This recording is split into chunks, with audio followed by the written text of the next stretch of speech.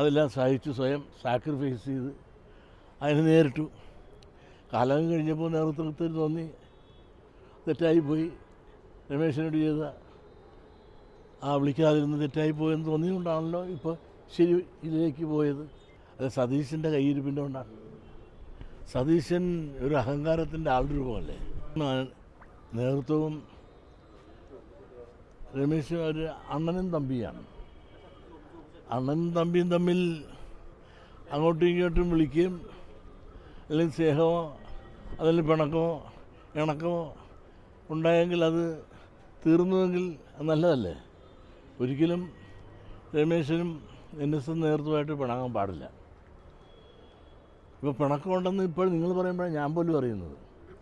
പക്ഷേ 11 കൊല്ലമായിട്ട് അദ്ദേഹത്തെ വിളിക്കുന്നില്ല NS ആസ്ഥാനത്തേക്ക് എങ്കിൽ പോലും അതിൻ്റെ പേരിൽ ഒരു അവശത്വമോ അതിൻ്റെ പേരിൽ പരിഭവമോ പരാതിയോ ഒന്നും രമേശ് പറഞ്ഞതായിട്ട് നമ്മളാരും കേട്ടിട്ടില്ല.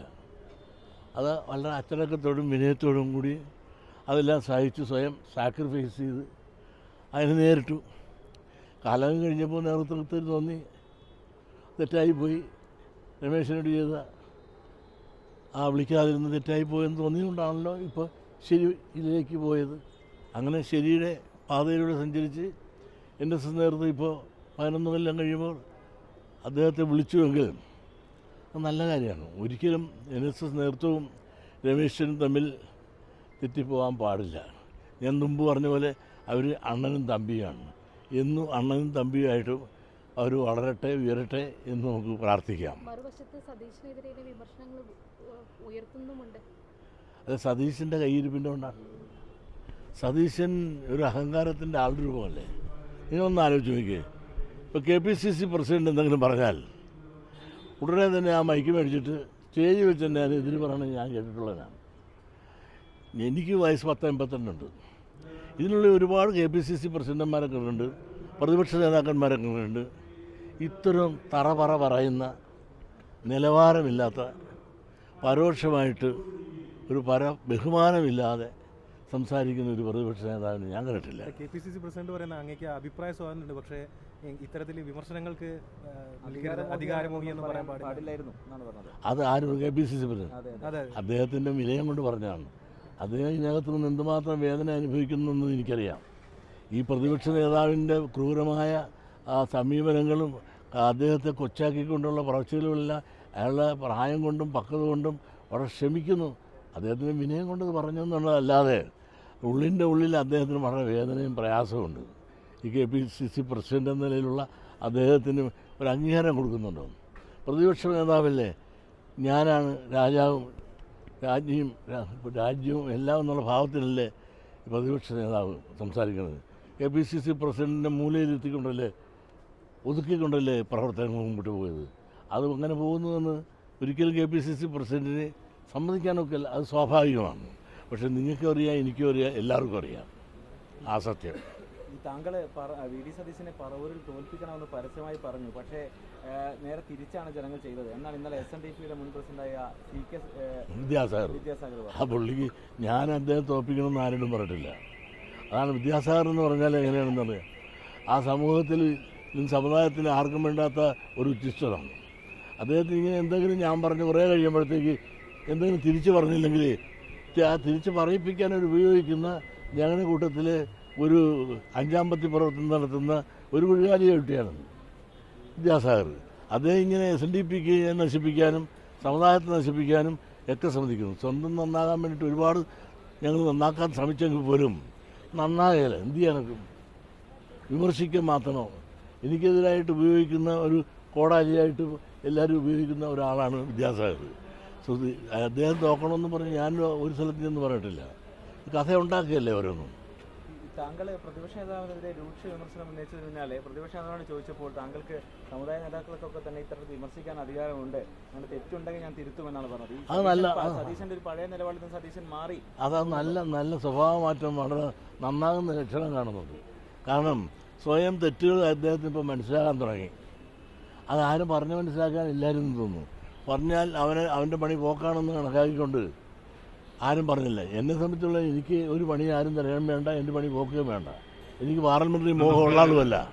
സദസ്സിന് വെളിയിൽ നിൽക്കുന്നവർ ദയവായി ഹാളിലേക്ക് അവിടെ നിർത്താമോ? ഞാൻ പറഞ്ഞു തീർക്കട്ടെ. അപ്പോൾ അദ്ദേഹത്തിന് നന്നാവുമെങ്കിൽ നന്നാകട്ടെ. ഇപ്പോൾ പറയാനും പണ്ടാണെങ്കിൽ പറയുന്ന ഭാഷ അങ്ങനെ ആയിരുന്നില്ല.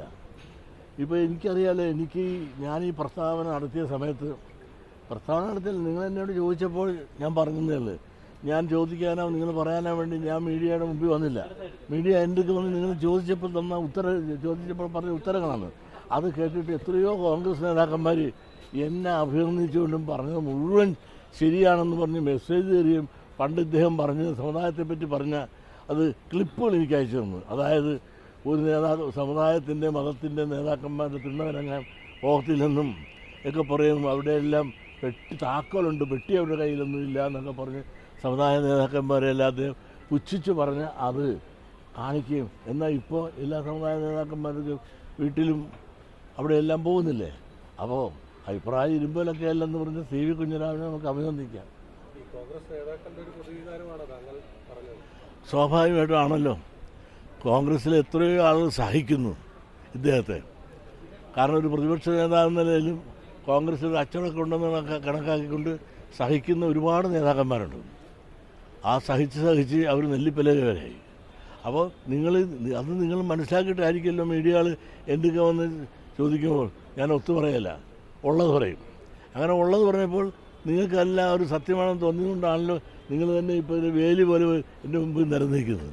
അപ്പോൾ ഞാൻ പറയുന്നതിൽ എന്തെങ്കിലും സത്യമുണ്ടെന്നും ഞാൻ കുറേയെല്ലാം നേരാണ് പറയണമെന്നും നേരെ പറയുന്ന ഒരാളാണ് ഞാനെന്നും നിങ്ങൾക്ക് ബോധ്യമുള്ളതുകൊണ്ടും അത് ഇവിടുത്തെ ജനങ്ങളും എൻ്റെ സംസാരം കേൾക്കാൻ താല്പര്യമുള്ളതുകൊണ്ടാണല്ലോ നിങ്ങൾ എന്നെ കാണാനും പറയാനും വന്നത്. വളരെ സന്തോഷമുണ്ട്.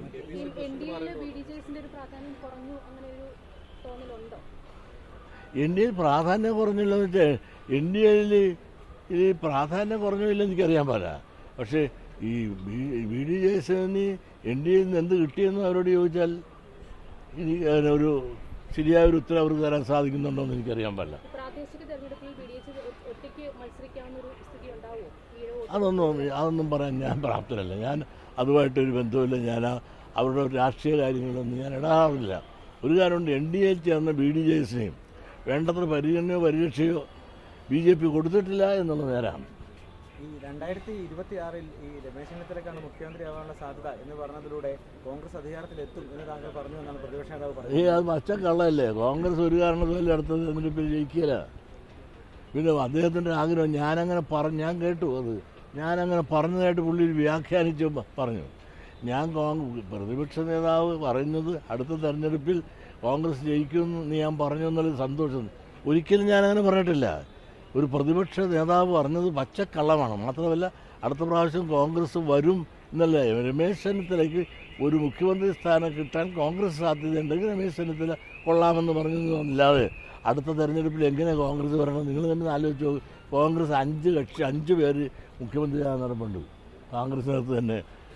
അപ്പോൾ ഈ 5 ആൾ 5ആയിട്ട് നിൽക്കുന്നു.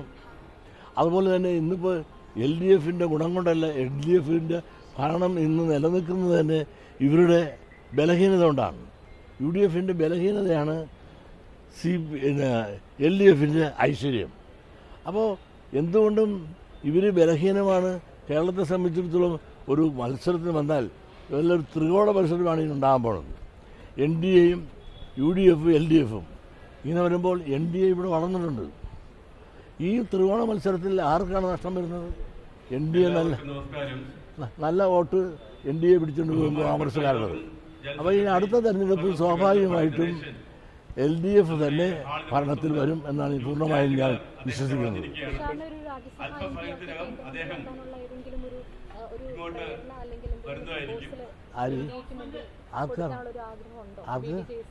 ബി ഡി ജെ എസിനെ ഞാൻ പറയത്തില്ല.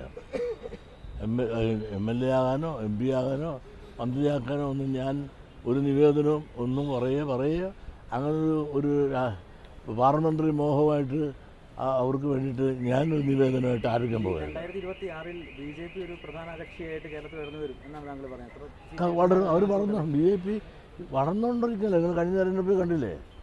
അടുത്ത തെരഞ്ഞെടുപ്പിൽ ഇനിയേക്കാൾ കൂടുതൽ മെച്ചമായി വരുമ്പോൾ അതിൻ്റെ നഷ്ടമാർക്കാണ്. ആ വോട്ടുകൾ മുഴുവൻ പോകുന്നത് UDF-ൽ നിന്നാണ് വോട്ട് പോകുന്നത്. അത് കോൺഗ്രസ്സിന് ഏറ്റവും തകർച്ച വരും. അത് LDF-ന് ഗുണം ചെയ്യും. LDF ചെറിയൊരു ശതമാനം പോകുന്നുണ്ടെങ്കിൽ വളരെ കൂടുതൽ വോട്ട് പോകുന്നത് കോൺഗ്രസ്സിൽ നിന്നാണ്. അല്ല, നിങ്ങൾക്കറിയാം, എല്ലാവർക്കും അറിയാമല്ലോ, രണ്ടാം പിണറായി സർക്കാരിൻ്റെ ഭരണം ഒന്നാം പിണറായി സർക്കാരിൻ്റെ അടുത്തോളം മെച്ചമല്ല എന്ന് അതിനകത്തുള്ളത് തന്നെ ഇപ്പോൾ ചർച്ച ചെയ്ത് അത് ഇരുത്താൻ വേണ്ടിയിട്ടുള്ള നിർദ്ദേശം നിൽക്കുന്ന ഈ കാലഘട്ടത്തിൽ ഞാൻ സത്യമല്ലേ പറയേണ്ടത്. ഒന്നാമത്തോളം മെച്ചമല്ല രണ്ടാമത്തത്. കുറേ മന്ത്രിമാർ പുതുതായിട്ട് വന്ന പലരും പ്രതീക്ഷിച്ച പെർഫോമൻസ് അവരിൽ നിന്ന് കാണുന്നില്ല. മുഖ്യമന്ത്രിയല്ല, ഭരണത്തിൻ്റെ ഗ്രാഫ് താഴോട്ട് പോയി. മുഖ്യമന്ത്രിയുടെ ഗ്രാഫ് താഴോട്ട് പോയിട്ടില്ല, ഭരണത്തിൻ്റെ ഗ്രാഫ് താഴോട്ട് പോയിട്ടുണ്ട്. പക്ഷേ ഇതെല്ലാമാണെങ്കിൽ LDF-ൻ്റെ ഐശ്വര്യം എന്ന് പറഞ്ഞാൽ NDA ആണ്. പിന്നെ സ്വാഭാവികമുണ്ട്, NDA വളരുമ്പോൾ ആരാണ് തളരുന്നവരാണ്? ഇവിടുത്തെ കോൺഗ്രസ്സുകാരാതായിരുന്നത്.